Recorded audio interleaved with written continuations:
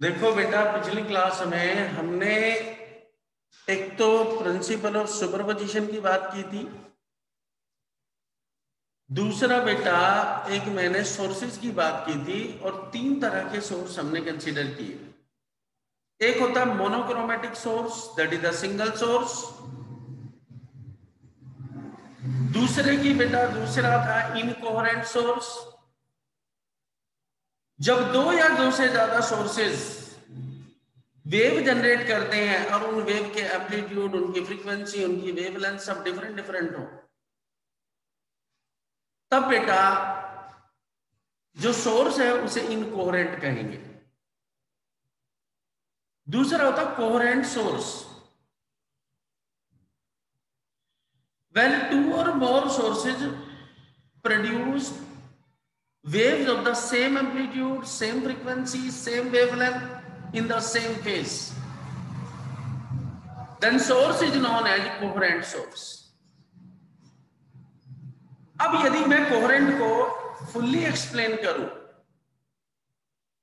कि किस वजह से ये वेव प्रोड्यूस कर देता है सेम एम्पलीट्यूड का या सेम फेज की, तो उसका रीजन है बेटा अब सुपरपोजिशन।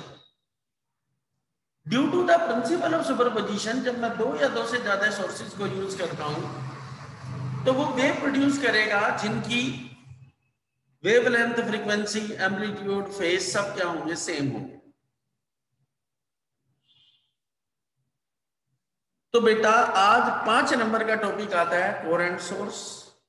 क्वेश्चन अलग अलग तरीके से चेंज होता है बेटा, सुपरपोजिशन भी इन्वॉल्व होता है। कभी कभी ये डिटेल में जो मैं लिखूंगा यहां तक लिखा आ जाता है कि 2 वेव है मेरे पास जिनके डिस्प्लेसमेंट y1 y2 है। On superposition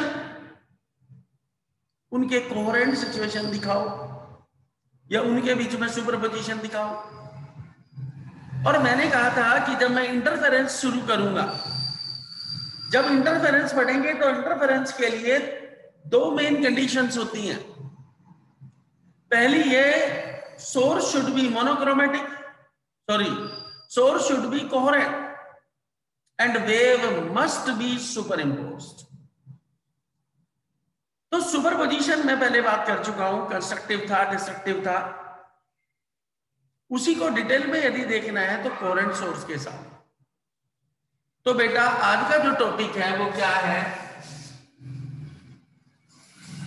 coherent source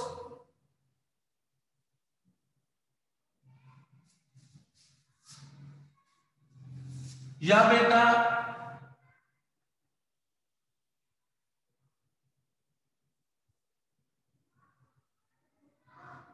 superposition of 2 waves having displacement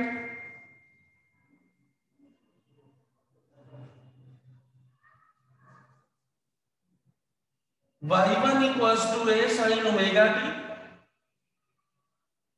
and y2 equals to b sin omega t plus 5।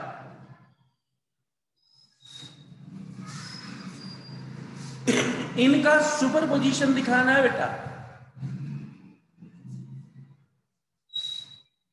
तो 5 नंबर का टॉपिक आता है या तो ये या बेटा कोहेरेंट। यदि मैं कोहेरेंट सोर्स की बात करूं, क्या है बेटा, मैं 2 or more sources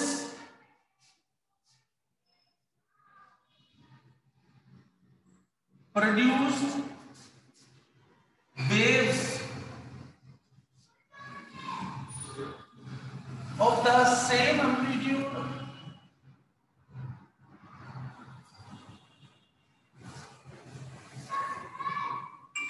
same wavelength,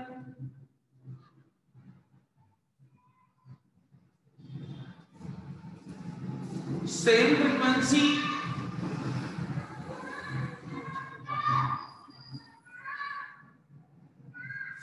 in the same phase।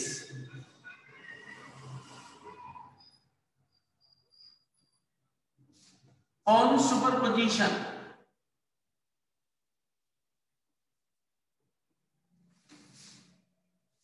जब मैं दो वेव्स का सुपरपोजिशन करता हूं, दो या दो से ज्यादा वेव का, तो वो वेव प्रोड्यूस करते हैं जिनका एम्पलीट्यूड, जिनकी फ्रीक्वेंसी, जिनकी वेवलेंथ, उनका फेज सब एक ही हो, सेम रहे।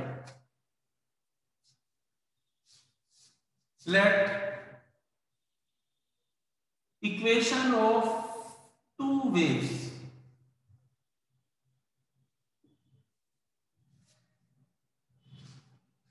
A sin omega t, y2 equals to B sin omega t plus 5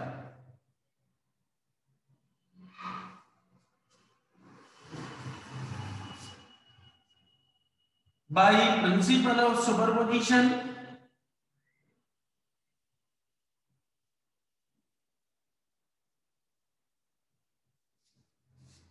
क्या होगा बेटा, y equals to y1 plus y2। मैंने प्रिंसिपल ऑफ सुपरपोजिशन में बताया था बेटा कि जब भी आप एम्पलीट्यूड निकालेंगे या नेट डिस्प्लेसमेंट निकालेंगे तो उनका क्या होता है, फैक्टर सम हो जाता है। Putting first and second in third, y equals to a sin omega t plus b sin omega t plus 5, y equals to बेटा a sin omega t plus b sin a plus b बेटा sin a cos b cos a sin b,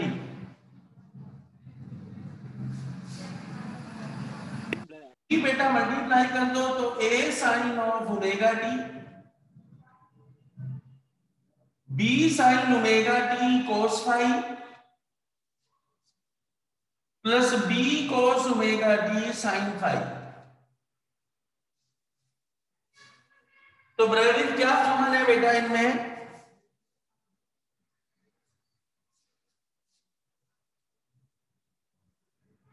ब्रेवेज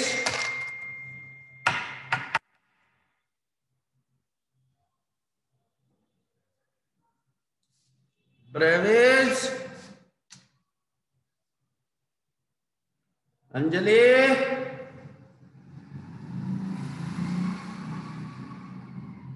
yes sir. क्या common ले सकता है बेटा,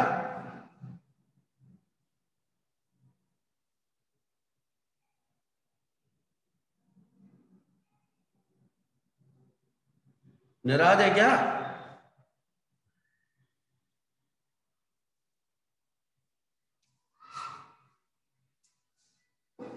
है बेटा, बात नहीं करना चाहता। सर साइन ओमेगा टी बेटा यहां से और यहां से साइन ओमेगा टी कॉमन ले लो, तो यदि मैं साइन ओमेगा टी लूंगा तो क्या होगा, y equals to sine omega t बेटा कॉमन, तो a plus b cos 5 cos omega t b sin 5।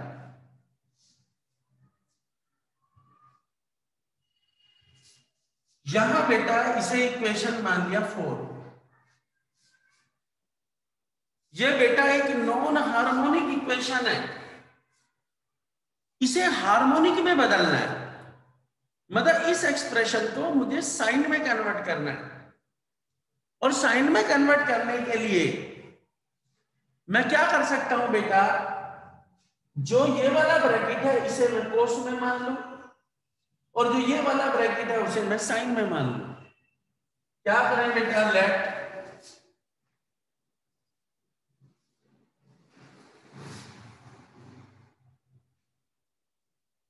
a plus b cos 5 equals to बेटा a cos theta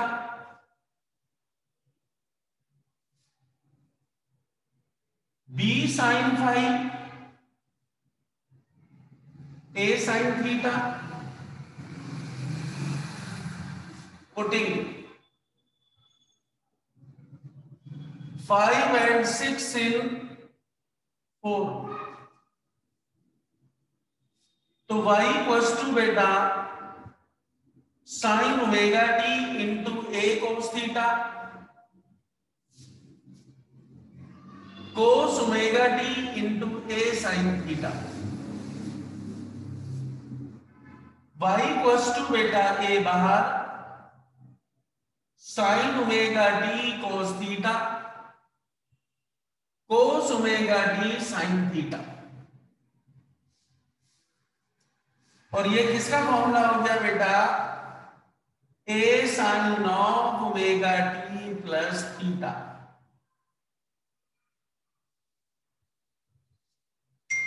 and this is equation of coherent beam या coherent waves. ये coherent waves sir थोड़ा blur हो रहा है। जी बेटा, सब blur हो रहा है थोड़ा। मैं बेटा स्क्रीन शेयर करता हूं, देखना जब सही हो तो बताना बेटा। आज तो मैंने इंटरनेट वाले का एडेप्टर भी अपने पास ही लगवा रखा है। यस सर, अब ठीक है। ठीक है बेटा।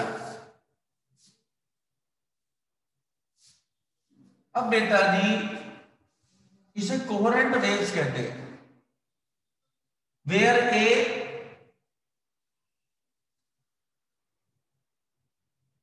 एम्पलीट्यूड ऑफ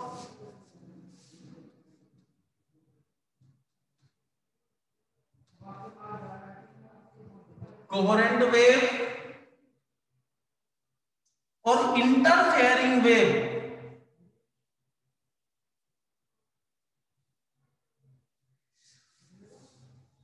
साथ साथ बेटा एक नया वर्ड यूज करना शुरू कर दिया मैंने, इंटरफेयरिंग, रिलेटेड टू इंटरफेरेंस। और बेटा थीटा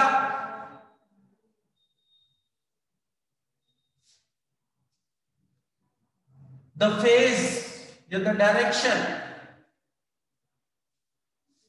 अब मेरे पास दो चॉइसेस हैं। सबसे पहले मैं एम्पलीट्यूड निकालूंगा, पहले फिर थीटा निकालूंगा, फिर उसके बाद इंटेंसिटी, फिर हम टाइप्स की बात करेंगे कि जो सुपरपोजिशन था दो तरह से हुआ था। एक होता है बेटा कंस्ट्रक्टिव, दूसरा होता है बेटा डिस्ट्रक्टिव। तो यहां तक किसी को कोई दिक्कत है? एक सेकंड देख लो, किसी को कोई भी प्रॉब्लम है? क्योंकि पूरा हटाना पड़ेगा बेटा, देखो जरा।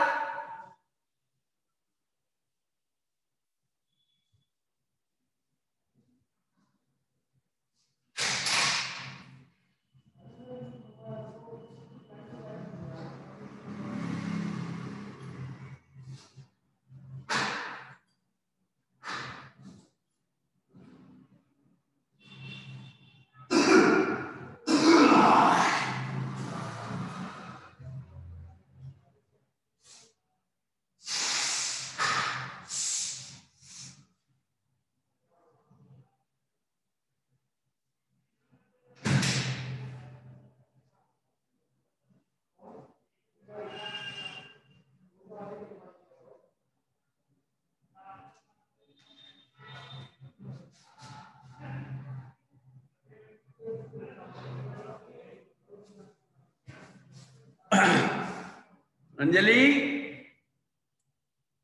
Yes sir. कोई प्रॉब्लम बेटा?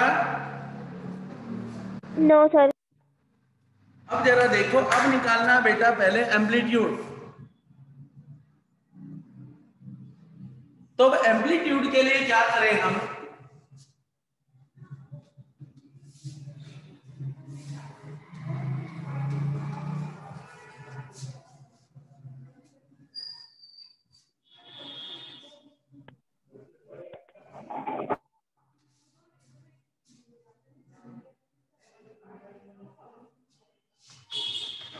जो बेटा ये दो इक्वेशंस हैं, इनको स्क्वायर और ऐड कर दो।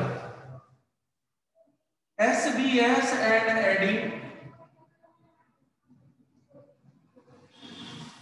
in equation 5 and 6 a plus b cos phi b square sin square phi a square cos square theta a square sin square theta। तो बेटा a square plus b square cos square phi plus 2ab cos phi plus b square sin square phi equals to. Sir एक बार diagram बना दो, इसका मैं देख नहीं पाया था। है बेटा, एक बार डायग्राम बना दो। मैं जब डायग्राम था तो मेरा लूज हो गया था कनेक्शन। सुधांशु बेटा इसका कोई डायग्राम नहीं था, मैं तुझे बताता हूं मैं कर क्या रहा हूं बेटा। प्रिंसिपल ऑफ सुपरपोजिशन पढ़ाया था पिछली क्लास में, तो उसमें भी। हाँ सर। और बेटा उसके बाद मैंने बात की थी कोहेरेंट सोर्स की। तो जो कोहेरेंट सोर्स होते हैं बेटा उसे प्रूव कर रहा हूं। तो एक सेकेंड सुन, मुझे बता देता तू आते ही, मैं अब तो मिटा दिया फिर भी, कि यदि मेरे पास 2 या 2 से ज्यादा वेव्स हैं, उन वेव्स के सुपरपोजिशन से नई वेव जनरेट होती हैं और उन वेव्स का एम्पलीट्यूड, उनकी फ्रीक्वेंसी, उनका वेवलेंथ और एक ही फेज होता है। तो मुझे ये बात प्रूव करनी है। मैंने सबसे पहले 2 इक्वेशन ली। एक इक्वेशन थी y1 equals to a sin omega t, दूसरी ली y2 equals to b sin omega t plus phi. दोनों को प्लस कर दिया। प्लस करने के बाद sin a प्लस b का मैंने फॉर्मूला ड्रॉ ओपन किया, मल्टीप्लाई कर दी, वहां से sin ओमेगा t और cos ओमेगा t कॉमन ले लिए। और जो ये टर्मिनोलॉजी थी इसे मैंने sin थीटा माना था, cos थीटा इसे मैंने sin थीटा माना था। ये रहे बेटा, ये cos के बराबर है, ये sin के बराबर है। और एक इक्वेशन बन गई थी यहाँ, वो मेरी इंटरफेयरिंग इक्वेशन थी, या उसे कहता हूं कोहेरेंट बीम की इक्वेशन थी। हेलो जी जी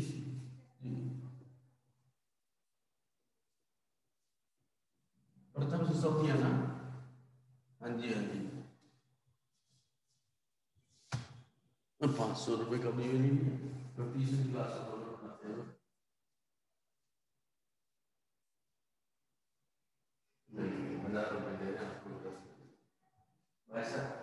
भाई साहब आए थे, वो भी मेरे को डाल देने के लिए थे।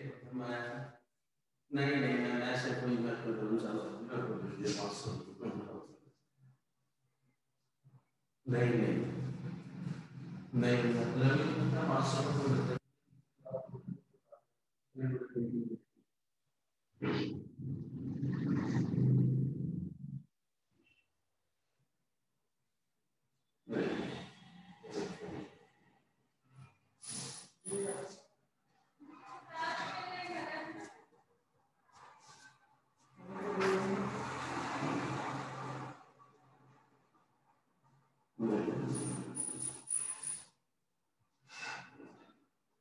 अभी मैं क्लास में हूँ, बाद में बात करूंगा वैसे से कुछ।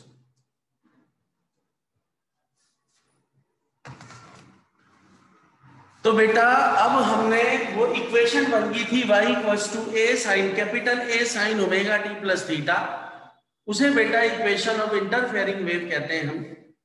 और बेटा अब मैं एम्पलीट्यूड निकाल रहा हूं, तो मैंने उन दोनों इक्वेशंस का जो 5 और 6 थी उनका स्क्वायर किया और ऐड कर दिया, इसका होल स्क्वायर खोल दिया, यहां से a स्क्वायर कॉमन ले लिया, कितना बेटा cos square theta plus sin square theta.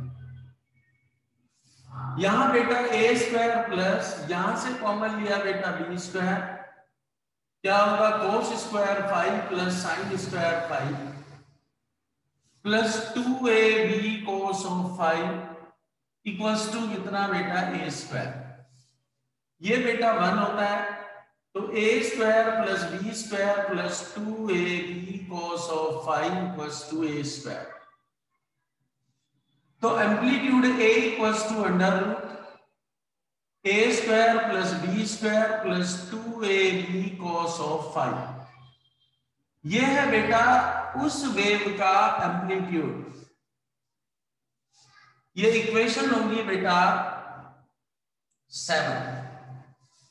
A amplitude of interfering wave और कोहेरेंट वेव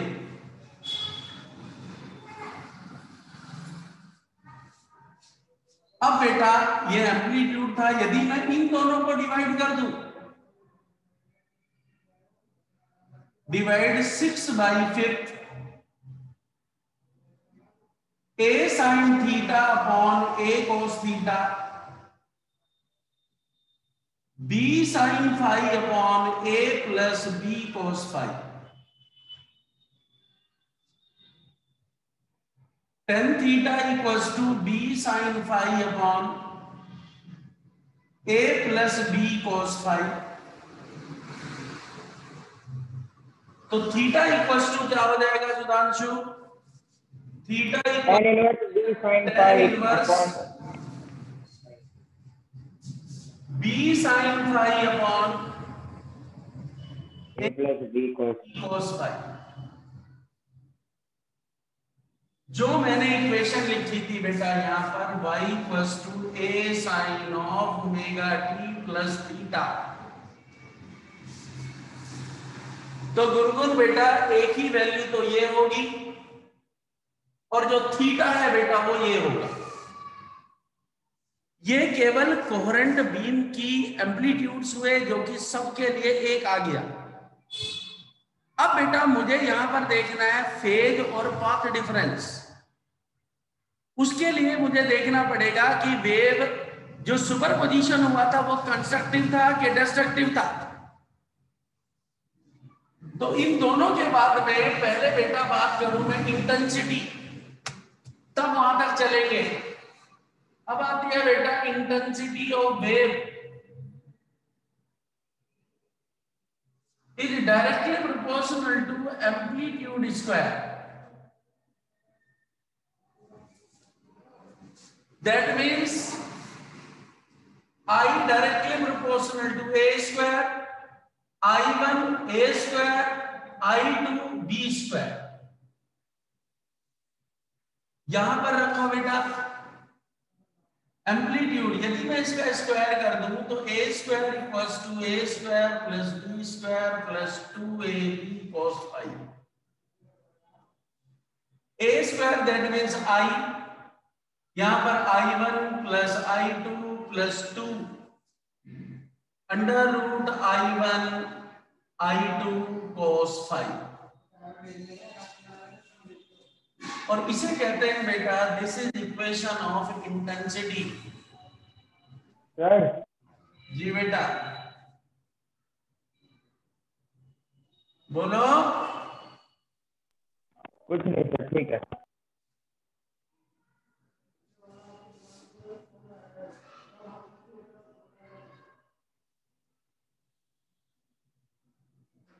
बेटा इस चैप्टर में जितने भी न्यूमेरिकल्स हैं, जो भी न्यूमेरिकल एग्जिस्ट करते हैं ना बेटा, वो एम्पलीट्यूड इससे निकलेगा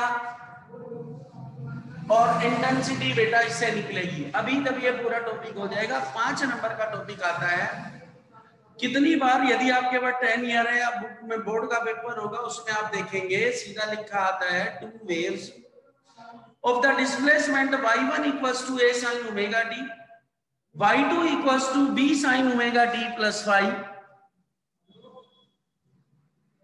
on superposition produced interfering or the coherent source. Find the amplitude, intensity during the constructive or destructive interference या constructive और destructive superposition। तो बेटा ये इंटेंसिटी की इक्वेशन होगी। ये इक्वेशन को बेटा 8 मान लेता हूं और ये बेटा मेरे पास एम्पलीट्यूड हो गया। अब 2 सिचुएशन है, मैंने आपको सुपरपोजिशन में बताया था कि यदि वेव एक ही फेज में ट्रेवल करती हैं तो उस टाइम जो सुपरपोजिशन होगा उस टाइम जब वो एक ही पॉइंट से पास होती हैं, उस सुपरपोजिशन को हम नाम देते हैं बेटा कंस्ट्रक्टिव। और बड़ा एम्पलीट्यूड होने की वजह से उसे ब्राइट भी कहते हैं। ब्राइट फ्रिंजेस दिखाएगा। पिछली बार मैं बड़ी डिटेल में डिस्कस कर चुका हूं कि वेव के सुपरपोजिशन ही है, जब वेव एक दूसरे को काटती हैं तो उस इंटरसेक्शन पॉइंट पर जो एक डॉट बन के आता है उसे मैं पिक्सल कहता हूं। पिक्सल दो तरह के होते हैं, एक होते हैं ब्राइट, एक होते हैं डार्क। तो अब डार्क और ब्राइट जो पिक्सल्स हैं वो किसी कॉन्फ़िगरेशन को, किसी पिक्चर को जनरेट करते हैं, और जो बेटा ब्राइट कॉन्फ़िगरेशन है वो बनती है किससे? कंस्ट्रक्टिव से। और जो डार्क बनते हैं वो डिस्ट्रक्टिव से। कैसे हम उनके एम्पलीट्यूड को निकालते हैं, कैसे उसकी इंटेंसिटी को निकालते हैं, क्या उसका फेज होता है, क्या उसका पाथ डिफरेंस होता है, वो सब बेटा इसमें देखना है। तो अभी तक मैंने दो वेव ली थी, दोनों को सुपर इम्पोज कराया, उन इक्वेशन को मैंने सोल्व कर दी, एक इक्वेशन बन के आई, उसमें ए और थीटा था, अभी मैंने बताया। ए में ये निकाल चुका, एम्पलीट्यूड निकालने के बाद मैंने एंगल निकाला, और ये क्या है बेटा? उसकी इंटेंसिटी। और यदि इस इंटेंसिटी को मैं आगे लेके चलूं फॉर मोनोक्रोमेटिक सोर्स, तो बेटा देखो या इसे नोट में डाल दूंगा बेटा मैं। इसका ग्राफ कैसे बनेगा? तो ग्राफ में बना देता हूं, पर इसका जो सोल्यूशन है मैं नोट में डाल दूंगा, नहीं तो एक्सप्रेशन बहुत बड़ा हो जाएगा। ये बेटा इंटेंसिटी, और इसका ग्राफ बेटा इस तरह का बनता है।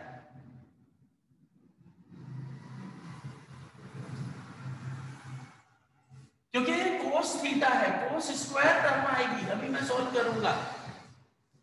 तो ये इसकी बेटा इंटेंसिटी कॉन्फ़िगरेशन होगी, क्योंकि कोस स्क्वायर टर्म आता है। अभी ग्राफ मैंने कहा मैं नोट में डालूंगा, मैं तो अभी यही करने वाला था, पर ये एक्सप्रेशन इतना बड़ा हो जाएगा तो कहेगा सर 5 नंबर में मैं कितना लिखूंगा। क्योंकि अभी तो मुझे इसका फेज और पाथ और एम्पलीट्यूड और इंटेंसिटी सारी चीजें निकालनी है कंस्ट्रक्टिव और डिस्ट्रक्टिव इंटरफेरेंस में या सुपरपोजिशन में। तो देखो बेटा, अब मेरे पास सुपरपोजिशन है दो तरह के, एक है कंस्ट्रक्टिव, दूसरा था बेटा डिस्ट्रक्टिव।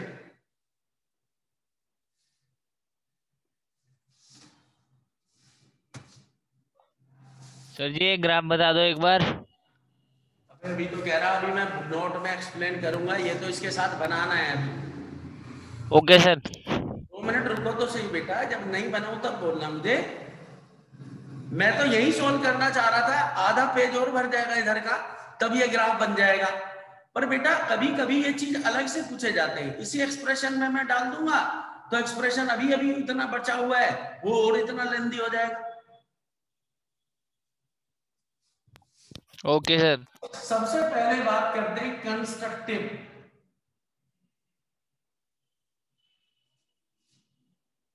सुपरपोजिशन, ये बेटा ब्राइट देता है, ब्राइट फ्रिंज। फ्रिंज होती है बेटा शैडो, जो आप अपनी पिक्चर देखते हो, जैसे आप अब सेल फोन में अपनी फोटो क्लिक करना चाहते हो तो वो आपकी फ्रिंज है, जैसे आप वो एज इट इज आपको नजर आएंगे। और आजकल तो बेटा ऐप इस तरह के आ गए हैं, आप चाहे कैसे भी हो, काले हैं, गोरे हैं, कितने भी दाग हैं, आपकी जब फोटो खींचेगी तो कोई पहचान भी नहीं सकता आप ही हैं, बस फेस स्ट्रक्चर उस तरह का रहेगा। क्यों भाई अंश, क्या नाम है, अमित, नहीं होता ऐसा? Yes sir. तो बेटा कंस्ट्रक्टिव में मैंने बात की थी कि इस तरह का इंटरफेरेंस होता है बेटा। एक वेव ये आई, दूसरी वेव बेटा ये, और इनका रिजल्टेंट बेटा ये।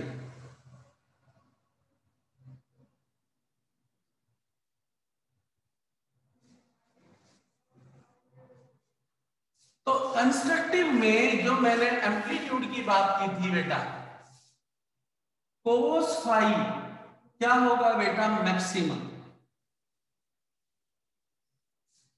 कोस की वैल्यू मैक्सिमम होगी, 0 डिग्री पर मैक्सिमम होती है बेटा। और यदि मैं मैक्सिमम की बात करूं तो ये होगा बेटा 1, तो cos phi equals to plus minus 1, क्योंकि नेगेटिव भी हो सकता है पॉजिटिव भी हो सकता है। तो cos phi equals to cos of 2n pi, और n की वैल्यू यहां पर क्या होगी बेटा 0, 1, 2, 3 एंड सो ऑन। आप सुधांशु n 0 डालो, cos 0 क्या हो गया 1 डालो, cos 2 पाई क्या होगा बेटा 1। यदि मैं पॉजिटिव ही वैल्यू लेता हूं तो n पाई ले लो, तो यहाँ 2n पाई 3, तो 1, 2, 3 जब डालोगे तो बेटा ये क्या होगी, प्रोडक्ट होती जाएंगी। और यहां फेज फाई इक्वल्स टू आ गया 2n pi, it is the phase of constructive.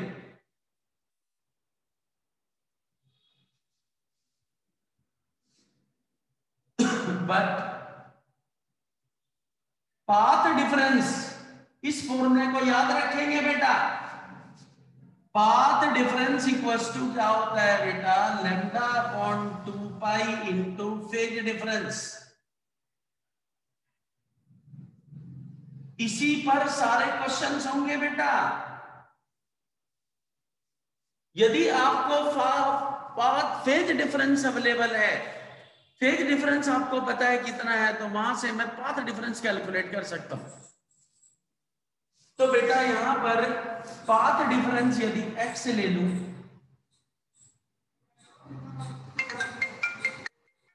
तो बेटा यहां पर xn nth वेव का,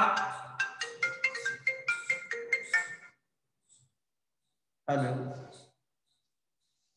गुड आफ्टरनून, हाँ बेटा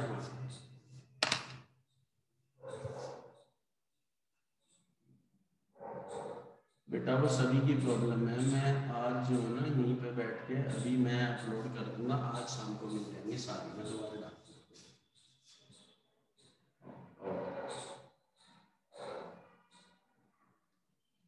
तो बेटा फेज डिफरेंस कितना है 2n पाई, 2 पाई से बेटा 2 पाई, तो इसके लिए जो पाथ डिफरेंस होगा वो किसके बराबर होगा बेटा n लैम्डा। जब कंस्ट्रक्टिव सुपरपोजिशन था उस टाइम पाथ डिफरेंस 2n पाई होगा, फेज डिफरेंस 2n पाई होगा और पाथ डिफरेंस n लैम्डा होगा। अब बेटा एम्पलीट्यूड,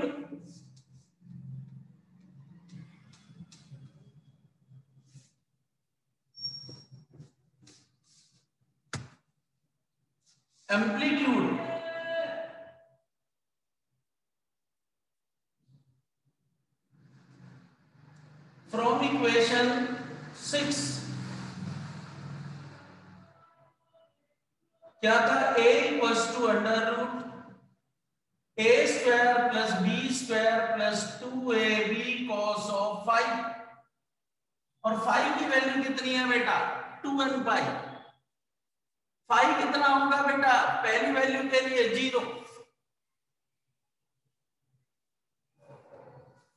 तो a इक्वल्स टू बेटा under root of a square plus b square plus 2ab into 1, क्योंकि मैक्सिमम वैल्यू थी cos 5 की 1, तो a equals to under root of a square plus b square plus 2ab, और ये a max है बेटा, maximum amplitude a plus b।